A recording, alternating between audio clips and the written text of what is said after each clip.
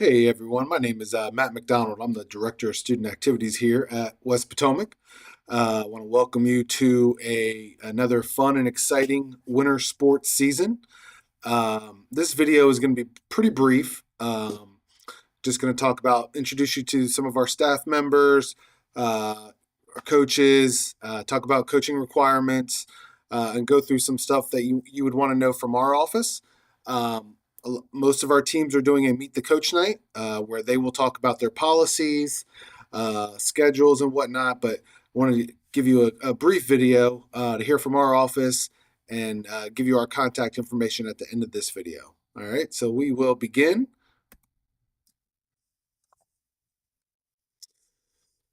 This is our office staff. Our administrative assistant is Julie Armstrong. She's the first person you hear from when you call our office. She is the one who I call her our MVP of the office. She handles everything. She does it with a smile on her face. We got Dan Reynolds, Assistant Director of Student Activities. He oversees our transportation, eligibility, make sure our teams have officials for our games, among other things.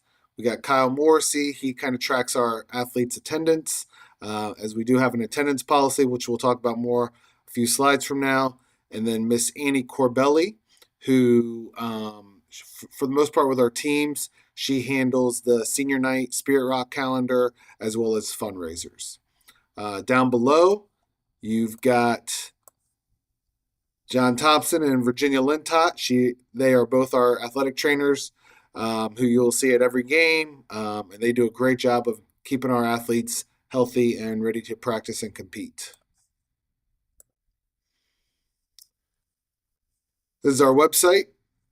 Feel free to visit it. You can find out our scores. Most of our varsity school scores are on there, but we also try to add in freshman and JV as well. Athletic registration, which every student athlete must do in order to compete, should register online. You'll find out information on our Wolverine Den, as well as our clubs and some other information. Social media, I'll be honest, I'm really active on Instagram, Westbo Athletics. I try to retweet or repost. A lot of our teams do a really great job on social media, so I try to make sure I repost some of that. I do some brief videos with some updates, and just try to keep active on social media as best I can. I know Twitter's no longer Twitter, it's X. I'm not on there as much, but we do have an account. We would post any necessary information on there as we see fit. These are all of our winter coaches, from boys basketball all the way down to swim and dive. Those are our head varsity coaches. They do a great job of running their programs, and their contact information, emails, you can find at our website under coaches information.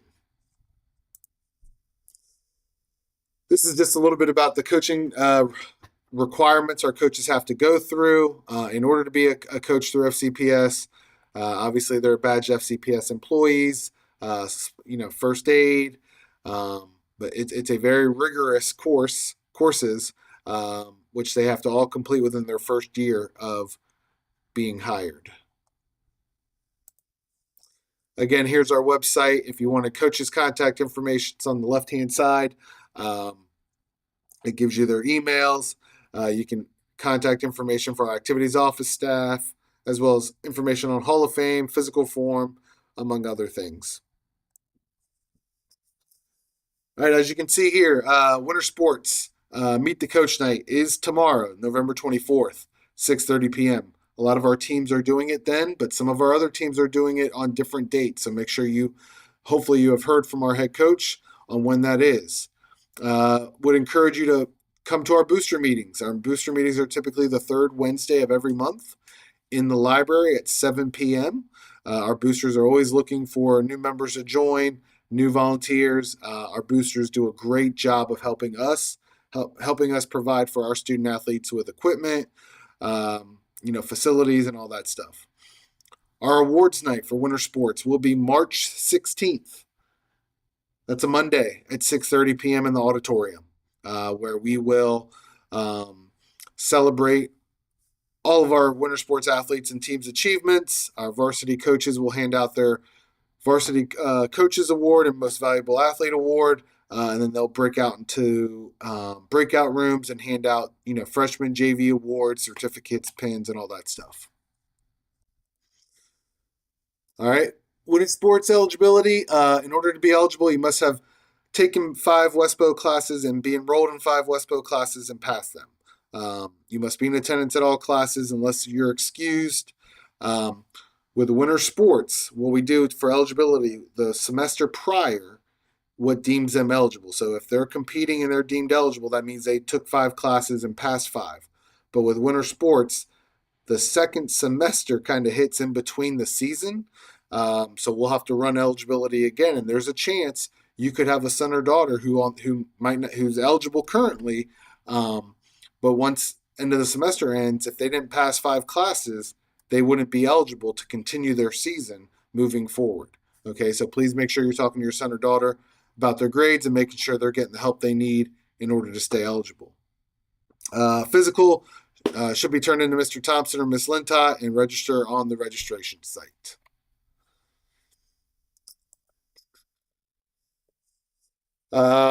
Just student athlete expectations. Again, a lot of our coaches do a great job of monitoring their academic progress, encouraging them to stay after school with teachers. Some of our teams run a study hall. Attendance. Every student athlete should be at their either in school, in class, and also should plan on being at practice.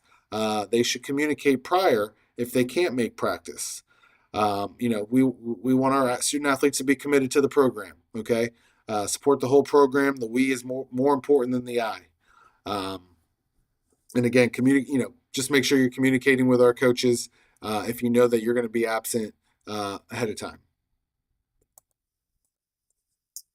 All right, as I mentioned, our office, we have an attendance policy for our student athletes. I'm a big believer in if you can't get it done in the classroom, you can't get it done on the field. So we track unverified absences, class cuts, and unexcused tardies. So here you can kind of see, if your son or daughter, what the tier system looks like. If they're having an issue with unverified absences, that means, maybe they were absent or skipped that class. First time would be a discussion with the coach.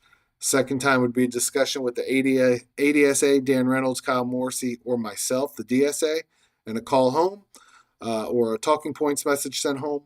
Third time would be no participation in practice or a game that day, whatever that third class cut lands on. If it's a practice day, they're out that practice. If it's a game day, they're out that game. Fourth time, they'd be out 1 calendar week. Fifth time, removal from the team. We have not had to do that yet.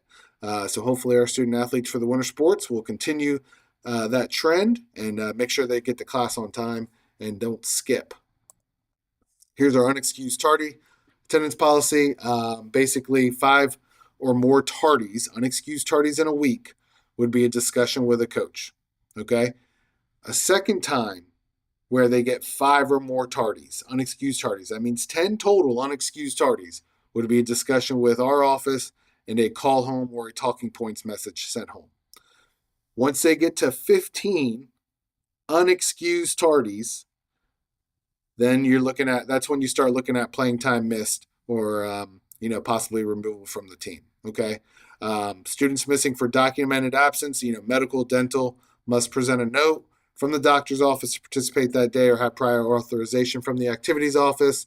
Most of our, parents, families do a great job of calling in that absence. So please continue that. Sportsmanship, I'll hit up on a few things with sportsmanship. It involves everybody: parents, coaches, athletes, students, fans. We want to make sure we represent West Potomac in the most positive way.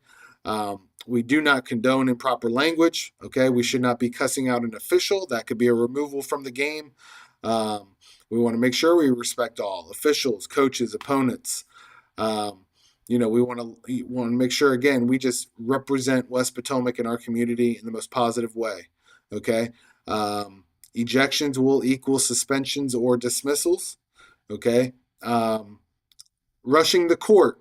Okay. If fans rush the court, That can lead to removal from prior or uh, events moving forward. Okay, we cannot storm the court. We cannot storm the court. That is a VHSL violation, which we get fined for. And if we do that, if we end up getting a fine and we storm the court again, we will check the cameras and we will start removing kids from attending games moving forward. Okay, so please talk to your student athlete, son or daughter about that.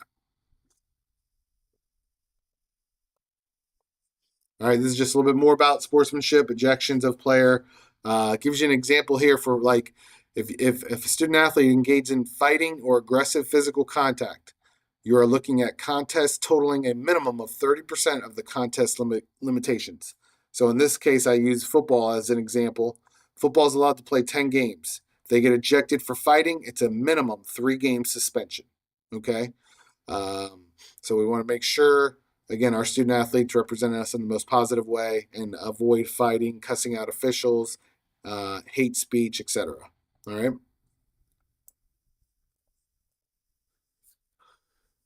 Um, Regarding our facilities, again, a big shout out to our booster club for helping us clean up our facilities. We have we have a new stadium turf, new aux turf.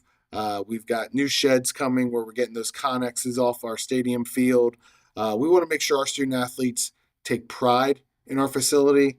Make sure we lock up our equipment, pick up trash, and then just let us know if there's any issues with our facility so we can get on top of it.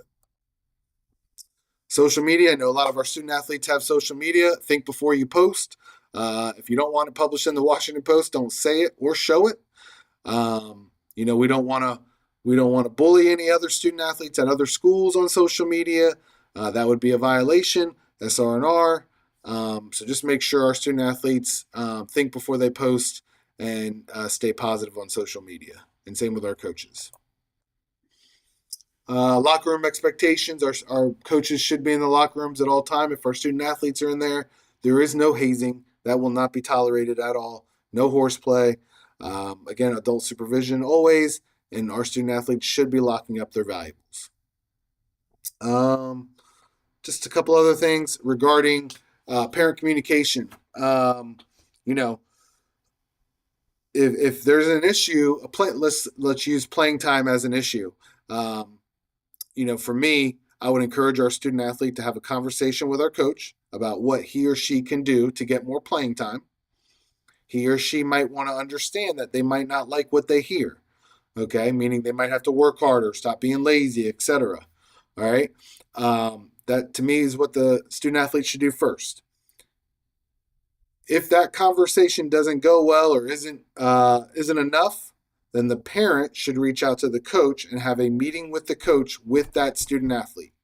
Okay, I tell our coaches those kids should be with their parents when they're meeting with the coach. We don't want any he said, she said. Okay.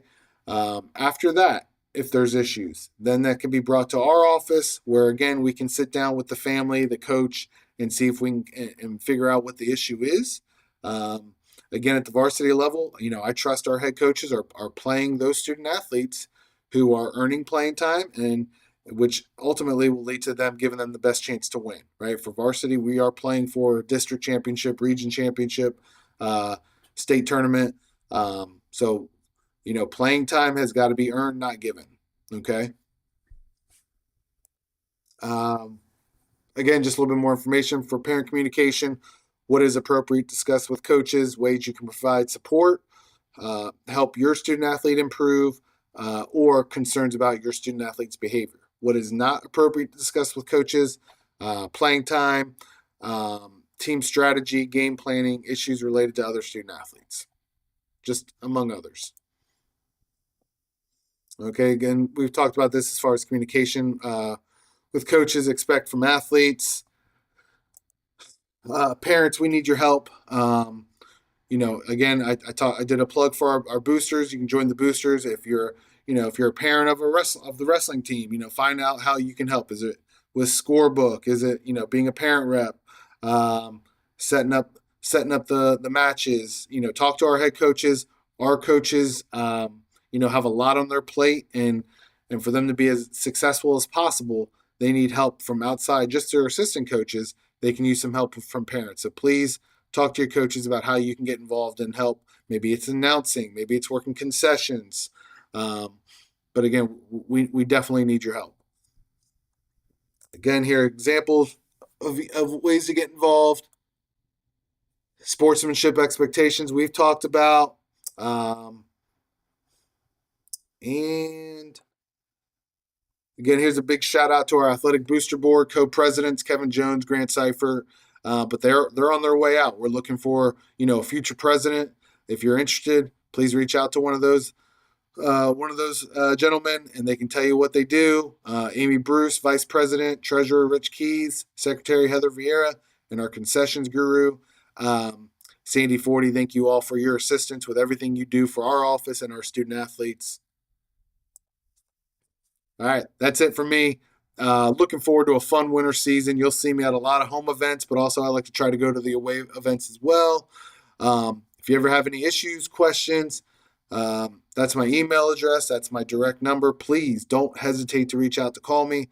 I pride myself on trying to be responsive as possible, and I'll try to get back to you within 24 hours, no doubt. Okay. Again, I'm Matt McDonald, Director of Student Activities, and looking forward to seeing you around.